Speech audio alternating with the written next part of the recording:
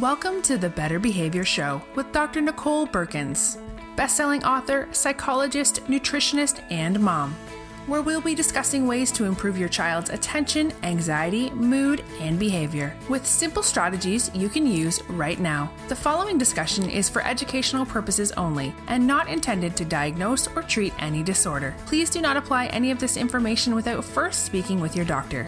Now, let's head to the show.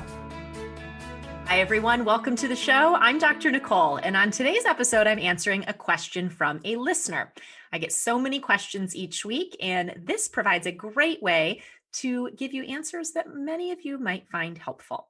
If you have a question you'd like me to consider answering on a future episode, email it to support@drbeurkens.com, and you just might hear it on an upcoming show.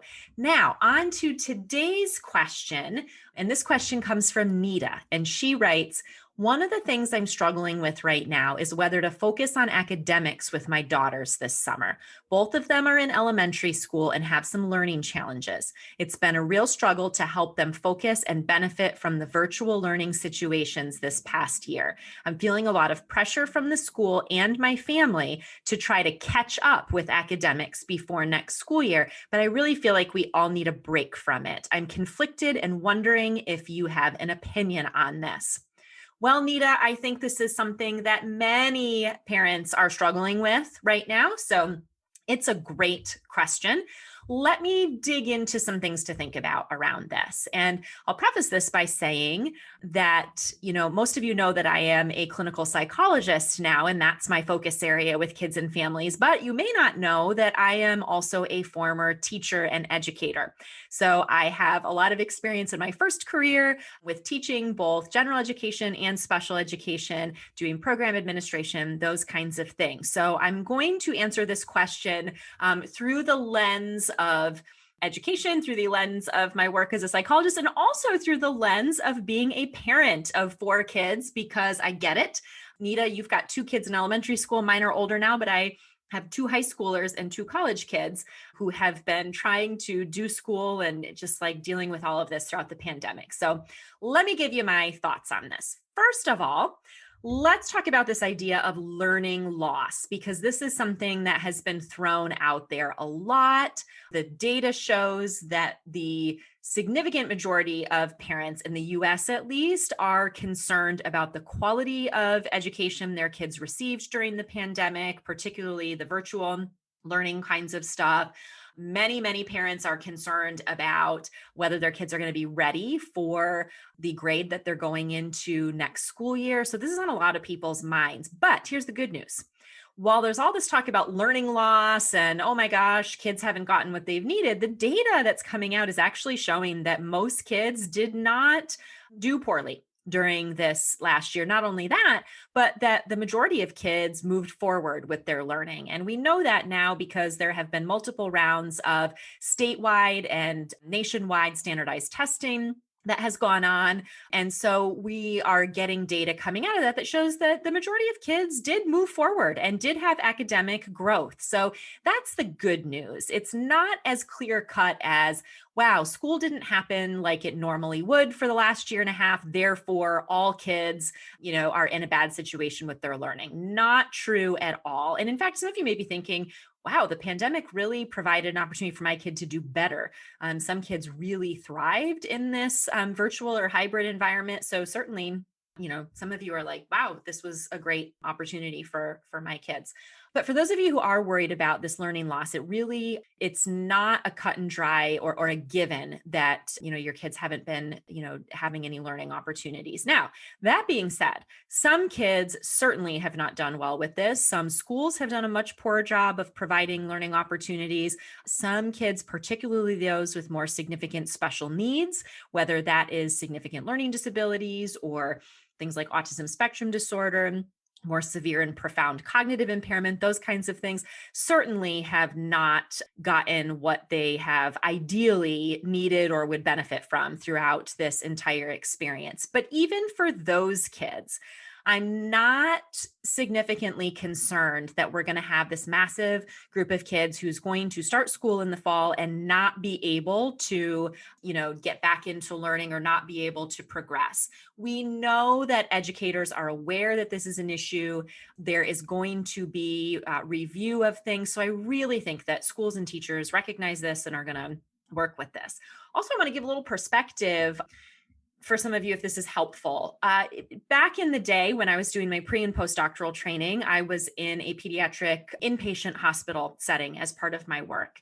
And we had many kids in some of those clinics, particularly the oncology clinics, some of the, chronic illness kinds of clinics, kids who were not able to attend school for extended periods of time because of their medical conditions. And so these kids would receive a couple hours a week of what we would call homebound instruction, or a tutor or somebody from the school would come into the hospital setting to work with the kids, or they would do some things virtually.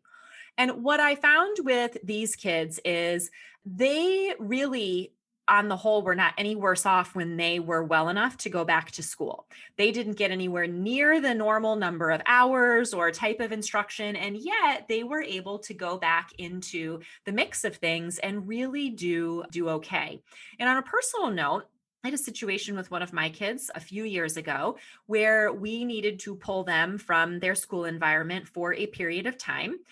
Didn't do any formal schooling or instruction during that time. And my child was able to go right back in the fall to the next grade and really, pick up where they left off. So I tend to not get too worried about kids being able to continue on as long as they've had some kind of stimulation and learning, along the way, which Nida, I'm sure is true for your girls as for probably any of you who are listening. So I don't have this huge concern that if kids don't spend their entire summer doing academic quote unquote catch up, that there's going to be a problem. And in fact, I actually think that for the vast majority of kids, the worst thing that we can do is spend the summer in full-time school academic catch-up mode. I really think that's going to be detrimental for virtually all kids. I think there are maybe a couple of exceptions, and I can talk about what those are. But overall, I think kids need a break. It has been an incredibly challenging year and a half for them with school and with everything. I'm seeing in the clinic that kids are just burned out. They're needing a break. Parents are burned out and needing a break. And I actually have a concern that if we focus the summer on academic stuff and try to force the issue of them continuing in virtual learning or going to some sort of intensive in-person summer school program, that they're going to be worse off in the fall because they won't have a chance to reset. And so they will continue with the heightened stress level. They'll get more and more frustrated. We'll continue to have more stress in our homes and in our family systems. And then when we embark on the start of an entire school year ahead of us in the fall with things, not going to be in a good place. And so I really am advocating for families to take a step back, even if you have academic concerns for your child, even if you have concerns about what might be going on in the fall, really stop and think about the benefits versus the risks of forcing a lot of time on academics this summer.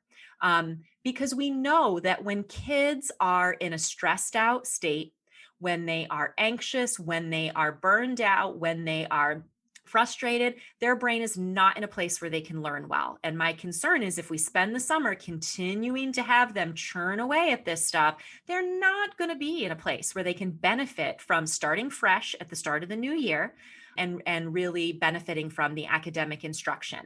So there are a couple of exceptions. I think that some schools are offering some cool in-person summer opportunities that are more focused on things like project-based learning or maybe some remedial kinds of work for kids with special needs, learning disabilities or young kids who need some of that instruction. And they're doing it in person in a way that is, more fun, more hands-on, and it's not the entire day.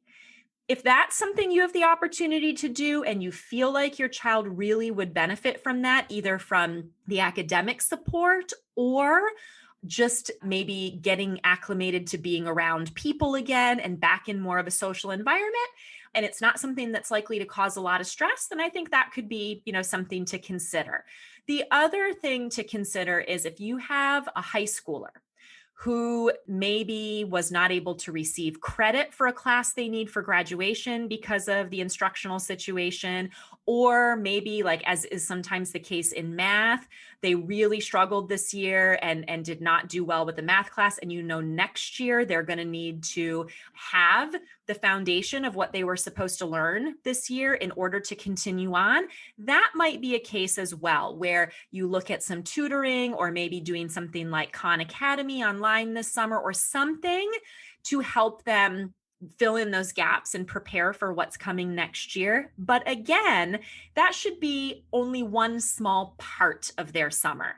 Maybe, a little bit of time each day or a couple times a week should not be the bulk of the summer or the main focus.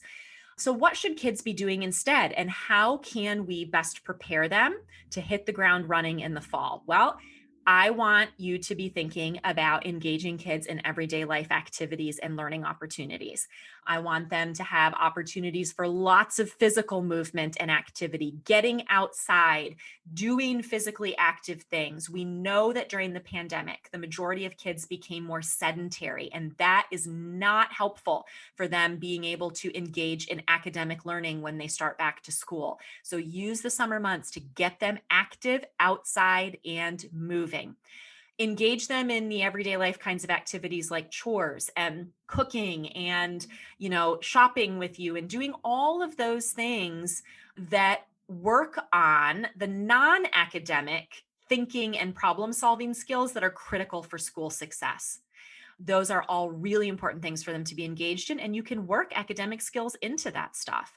Writing a shopping list, reading instructions for how to put something together or how to, make a recipe, doing math by, counting change or, figuring out how much money is going to be needed for something, figuring out elapsed time. If we leave the house to go to the park at this time and we spend an hour there, what time will it be, when we leave? Those kinds of things. You can, if you have some concerns or you want to give your kids opportunities to kind of brush up on some of those skills, incorporate them into everyday life activities. Much better way to do it.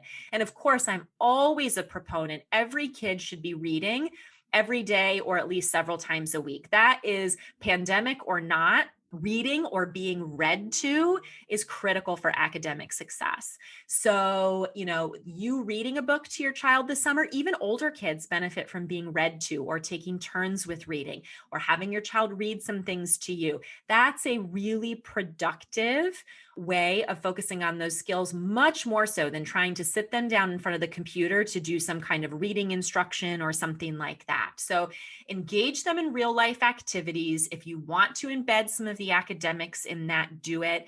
Get them moving, get them outside. And the other big thing that I think is going to be important to focus on with kids this summer is helping them get back into the normal world. As things are opening up more, they need to acclimate and adjust to being out in public more, to doing the kinds of activities and things with other people that they haven't been able to do, especially if you have a kid who's anxious, getting them slowly, week by week, acclimated and out there doing more things, engaging them with peers, with family members, helping them just get used to spending more time around people again and playing games and doing activities with peers and playing at the park with other kids. Those things are all going to serve them so well when they get back to school in the fall. And by acclimating and working on that now, you're helping them to hit the ground running when school starts.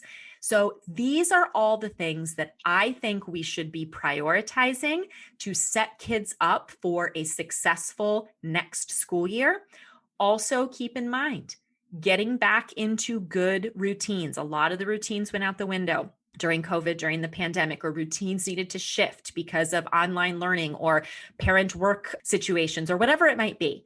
So now's the time to be thinking about getting back into good, consistent meal routines, sleeping and bedtime routines, getting back into better routines and boundaries with use of digital devices and all of those things, using these summer months to reestablish those kinds of good, healthy, brain boosting routines that, again, are going to serve our kids and ourselves so well in the fall. So those are the priorities, in my opinion. And Nida, I hope that that's helpful to you in weighing pros and cons and thinking about this. And I just want to touch on the piece that you said that you're feeling a lot of pressure from the school and from your family to do all of this catch up virtual academic stuff over the summer. And I get it. That's tough when you feel like people are judging you or everybody's got an opinion. You know your kids best. You know yourself and your family situation best. If you prioritize what you know is best for you and for them, you will never go wrong. And it doesn't matter what your child's teacher thinks, doesn't matter what your extended family members think. You can rest easy knowing you are doing the right thing for your girls, for yourself. So it's tough. I get that, but try to set aside what other people are telling you because they're not you. They're not the parents to your kids. They don't know what's best for them. And people may have, good intentions with the advice that they're giving, but they don't know your situation. And you're saying that you really in your heart feel that your girls need a break. You need a break. You need a reset. Honor that. You're not going to go wrong with that. And just know that by doing what you know is best for your kids, you're doing the right thing. And they will be ready then. If you keep some of these things in mind that I've talked about, they'll be ready to get back into it in the fall and actually be better prepared to benefit from the instruction and from the school experience that they're going to have. So I hope this is helpful, Nida, for you and for any of the rest of you who are wondering what might be best to focus on with your kids this summer and trying to make a decision about summer school and summer academics. Remember, if you have a question you'd like to hear answered on a future show, email it to support@drbeurkens.com. You can put podcast question in the subject line. That'll help our team sort through that. Thank you, as always, for listening and for being here. I value you all so much, and I will catch you back here next time.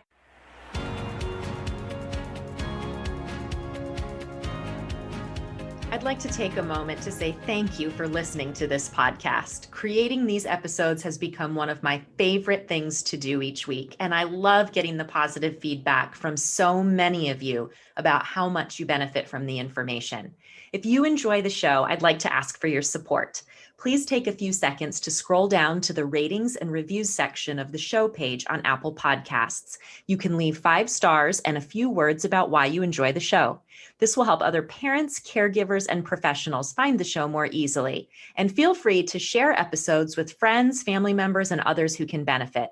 If you haven't already, hit subscribe so you never miss an episode. Thank you so much for being a valued listener and for your ongoing support of the Better Behavior Show.